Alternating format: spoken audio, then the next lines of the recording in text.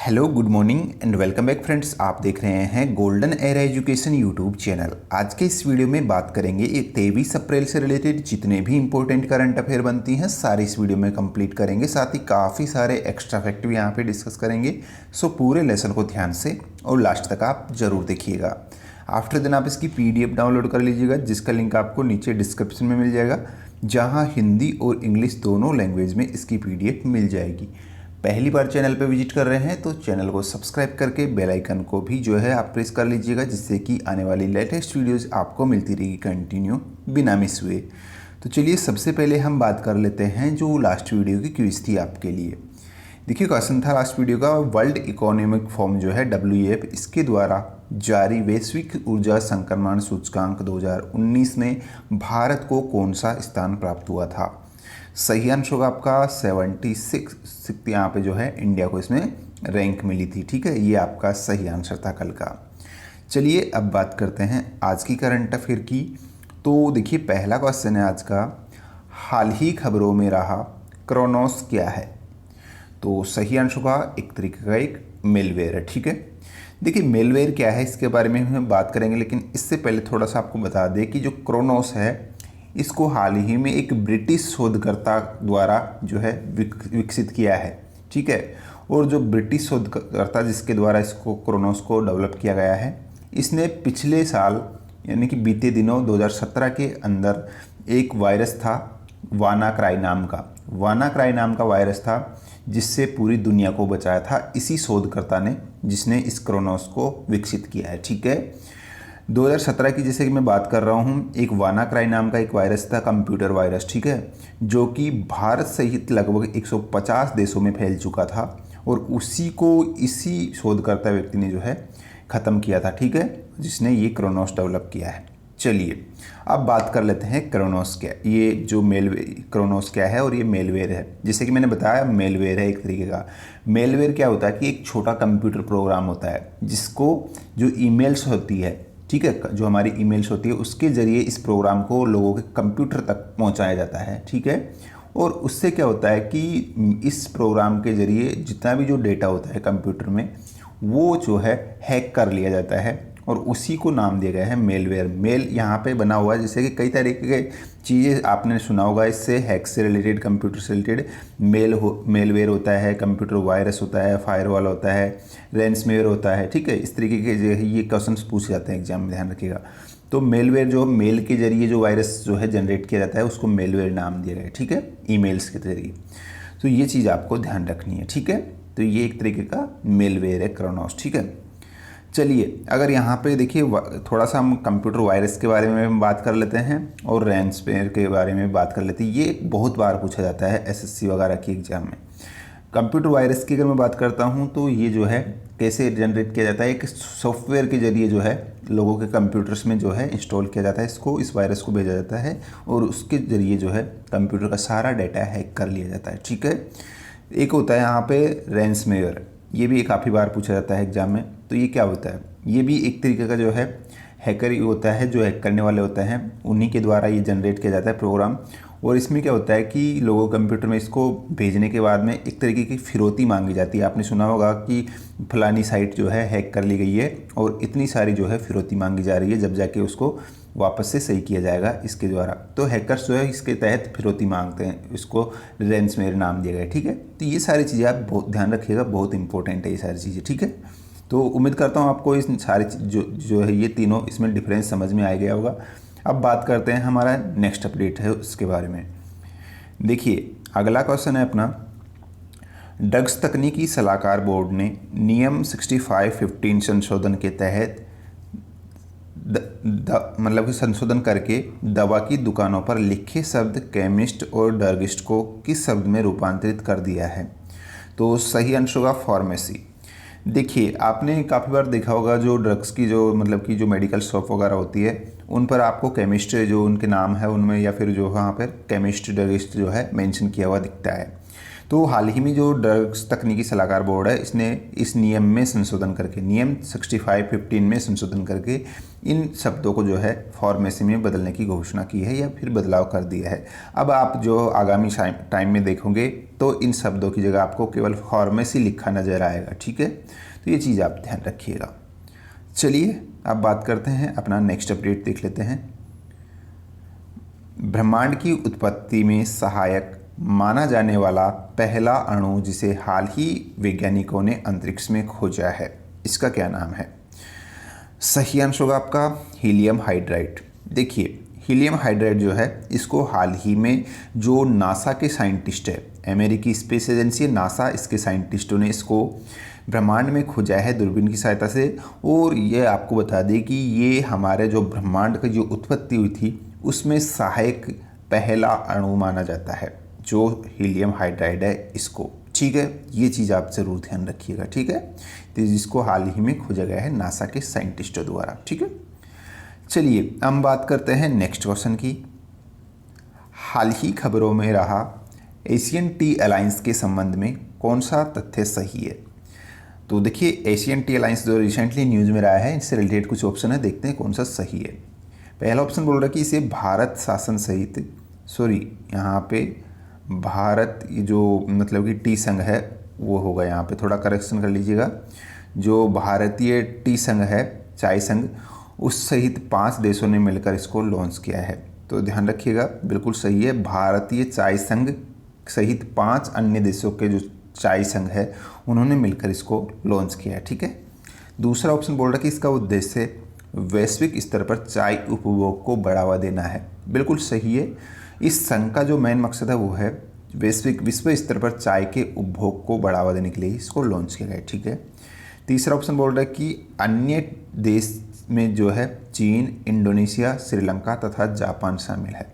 तो जैसा कि मैंने बताया आपको 5 देशों ने मिलकर ये एशियन टी अलायंस जो है लॉन्च किया है, जिसमें हमारा भारत शामिल है, चीन शामिल है, इंडोनेशिया शामिल है, श्रीलंका है और जापान है, ठीक है। तो ये भी आपका सही होगा। तो आपके तीनों ऑप्शन सही है, तो आंसर क्या हो जाएगा? उपयुक्त सभी सही है, ठीक है। और इसका गठन का मकसद मैंने बता दिया आपको, वैश्विक स्तर पर चाय उत्पादन या फिर चाय के उपभोग को बढ़ावा देना इसका मेन मकसद है, ठीक है। चलिए नेक्स्ट अपडेट देखते हैं अपना। निम्न में से किसने संतोष ट्रॉफी 2019 जो है इसका खिताब जीता है? तो सही आंसर होगा सर्विसेज। देखिए जो सर्विसेज है इसने संतोष ट्रॉफी प्रतियोगिता 2019 का खिताब अपने नाम कर लिया है। और जो ये फाइनल खेला गया था, ये खेला गया था जो पंजाब है उसके बीच में और सर्विसेज के बीच में, इन दोनों के बीच में ये फाइनल खेला गया था पंजाब में, जिसमें जो सर्विसेज है उसने पंजाब को 1-0 से हराकर इस बार का ये संतोष ट्रॉफी खिताब जीत लिया है, ठीक है। चलिए कुछ और एक्स्ट्रा यहाँ पे बात कर लेते हैं संतोष ट्रॉफी के बारे में।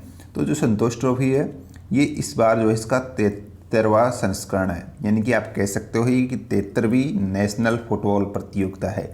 संतोष ट्रॉफी किसके अंतर्गत दी जाती है? जो फुटबॉल एक तरीके से फुटबॉल प्रतियोगिता है, ये भी आप जरूर ध्यान रखिएगा, ये पूछ लिया जाता है एग्जाम में। संतोष ट्रॉफी का संबंध किस खेल से है? तो ये फुटबॉल से संबंधित है, ठीक है। तो हाल ही में ये 73वीं जो संतोष फुटबॉल प्रतियोगिता है ये हाल ही में संपन्न हुई है। और इसका आयोजन जो है हर साल करवाया जाता है 1941 से 1941 थी, ये हर साल आयोजित करवाई जा रही है, ठीक है। अब तक जो है सबसे ज़्यादा इसके विनर हैं वो है पंजाब, ठीक है। ये भी आप ध्यान रख लीजिएगा।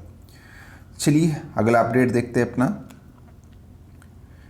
हाल ही विस्फोट के कारण माउंट अगुंग ज्वालामुखी खबरों में रहा है, यह किस देश में स्थित है? तो यहाँ हम बात कर रहे हैं जो माउंट अगुंग ज्वालामुखी है जो रिसेंटली विस्फोट हुआ है और ये स्थित है इंडोनेशिया के अंदर, ठीक है। ये चीज़ आप ध्यान रख लीजिएगा। इंडोनेशिया में स्थित है, जो इंडोनेशिया का जो बाली है वहीं पे स्थित सबसे ऊंचा एक सक्रिय ज्वालामुखी है, ठीक है, ये जिसको नाम दिया गया है माउंट अगुंग, ठीक है। तो ये चीज़ आप ध्यान रखिएगा। देखिए इंडोनेशिया की हमने बात की है, तो जो कैपिटल है इंडोनेशिया की वो है जकार्ता। जकार्ता इंडोनेशिया की कैपिटल है और जो करेंसी है वो है इंडोनेशियन रुपया। इंडोनेशियन रुपया यहाँ की जो है करेंसी है, ठीक है। ये चीज़ भी आप ध्यान रखिएगा। चलिए अगला अपडेट देखते हैं अपना। निम्न में से किस दिन को सिविल सेवा दिवस के रूप में मनाया गया है? तो सही आंसर होगा आपका 21 अप्रैल को रिसेंटली सिविल सर्विस डे के रूप में मनाया गया है। ठीक है, चलिए अब बात करते हैं, देखिए नेक्स्ट अपडेट की अपनी। निम्न में से किस दिन को विश्व पृथ्वी दिवस के रूप में मनाया गया है? तो जो वर्ल्ड अर्थ डे मनाया गया है वो कब मनाया गया है? रिसेंटली 22 अप्रैल को ये मनाया गया है। ठीक है, और देखिए अगर मैं बात करता हूँ तो ये हर साल मनाया जाता है 22 अप्रैल को, और इसका उद्देश्य है पर्यावरण सुरक्षा के बारे में लोगों को जागरूक करना ही इसका मनाने का मेन मकसद है। ठीक है, एक चीज़ यहाँ पे ज़रूर आप ध्यान रखिएगा, इस बार का इसका थीम जो है आप ध्यान रखिएगा। इसका विषय क्या था इस बार का? सेव आवर स्पीसीज, यानी कि हमारी प्रजातियों को बचाओ, इस बार का इसका थीम था। एक बार फिर से रिपीट कर रहा हूँ, इंपॉर्टेंट है। इसका विषय था इस बार का हमारी प्रजातियों को बचाओ, यानी कि सेव आवर स्पीसीज। ठीक है, चलिए नेक्स्ट अपडेट देखते हैं अपना। देश की डाक वितरण प्रणाली में बदलाव के लिए किसने भारतीय डाक के साथ साझेदारी की है? तो देखिए आपका सही आंसर होगा टाटा कंसल्टेंसी सर्विसेज, जो TCS है, शॉर्ट में इसको TCS बोलते हैं। ठीक है, टाटा कंसल्टेंसी सर्विसेज, इसने हाल ही में भारतीय डाक के साथ एक समझौता या फिर एक जो है साझेदारी की है, और इस साझेदारी का मेन मकसद क्या है? डाक वितरण प्रणाली को बदलने के लिए या फिर उसको पूर्णतः डिजिटलाइजेशन करने के लिए ही ये समझौता किया गया है। ठीक है, मकसद ध्यान रखिएगा, इसका वितरण जो है मेन मकसद होगा जो डाक प्रणाली है हमारी, डाक वितरण प्रणाली, इसको डिजिटलाइजेशन बनाने के लिए, डिजिटलीकरण जो है उसको करने के लिए ही इसको किया गया है। ठीक है, ये चीज़ आप ध्यान रखिएगा। चलिए थोड़ा सा यहाँ पे देखिए टाटा कंसल्टेंसी के बारे में हम बात कर लेते हैं। तो जो टाटा कंसल्टेंसी है ये भारत की सर्वोच्च IT कंपनी है, ध्यान रखिएगा, भारत की सबसे बड़ी IT कंपनी है टाटा कंसल्टेंसी सर्विस, जिसकी स्थापना की गई थी 1968 में इसकी स्थापना की गई थी, और इसका जो हेडक्वार्टर है वो मुंबई के अंदर है। ठीक है, और अगर यहाँ पे मैं बात करूँ इसके MD और CEO की, तो वर्तमान में इसकी MD और CEO हैं राजेश गोपीनाथन। ठीक है, राजेश गोपीनाथन इसके वर्तमान में MD और CEO हैं, और इसके जो अध्यक्ष हैं वो है नटराजन जो है इसके वर्तमान में अध्यक्ष हैं। ठीक है, चलिए अगला अपडेट देखते हैं अपना। ट्विटर भारत के नए प्रबंध निदेशक यानी कि MD किसे नियुक्त किया गया है? तो सही आंसर होगा मनीष माहेश्वरी को जो है ट्विटर इंडिया का नया प्रबंध निदेशक यानी कि मैनेजिंग डायरेक्टर जो है नियुक्त किया गया है। ठीक है, ये चीज़ आप ध्यान रखिएगा। देखिए यहाँ पर अगर मैं बात करता हूँ तो ये भारतीय मूल के हैं, और मतलब कि अगर यहाँ बात करते हैं तो जो ट्विटर है इसके बारे में थोड़ा सा हम जान लेते हैं।